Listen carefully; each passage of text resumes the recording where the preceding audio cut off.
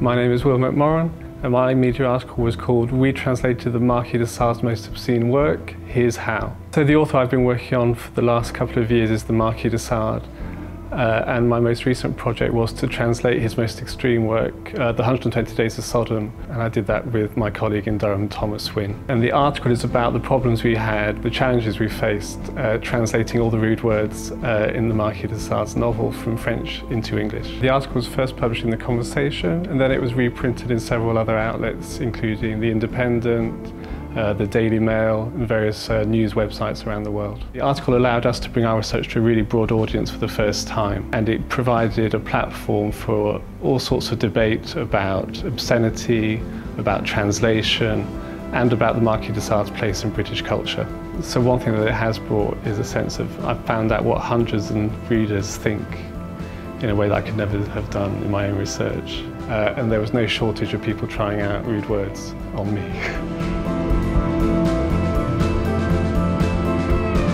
I'm Caroline Spence, and my media article is titled "Why Don't We Feel Guilty About Eating Animals?" The article I wrote is about the mechanisms of cognitive dissonance and how cultural influences might affect how that's deployed across the population. The article was originally featured on The Conversation, where it picked up a couple of thousand reads, and after that it kind of took off, so it had nearly 300,000 reads, and it popped up on various websites around the internet. The article has been quite beneficial in that, as a PhD student, it can be quite isolating, and the article allows me to make contact with the outside world, but also they allowed me to add a survey link to the bottom of the article so people could take part in my research, and so about 7,500 people took part in the research. For me, it's important to engage with the public and the media about my research because firstly, I'm funded by the ESRC, so it seems important to there's a duty to report back my research to the wider public, and also because the problems that I look at aren't really solved by something in a lab. It's about getting out into society and starting a conversation.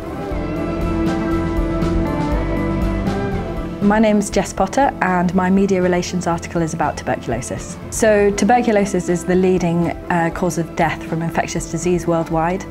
In 2015, 1.8 million people died from it. This year there was a replenishment of the global fund to fight AIDS, tuberculosis and malaria. So my article was a call to the government to pledge £1.2 billion to the global fund. The article was shared via The Guardian's website over 1,000 times, and also hundreds of times via Twitter and Facebook and LinkedIn.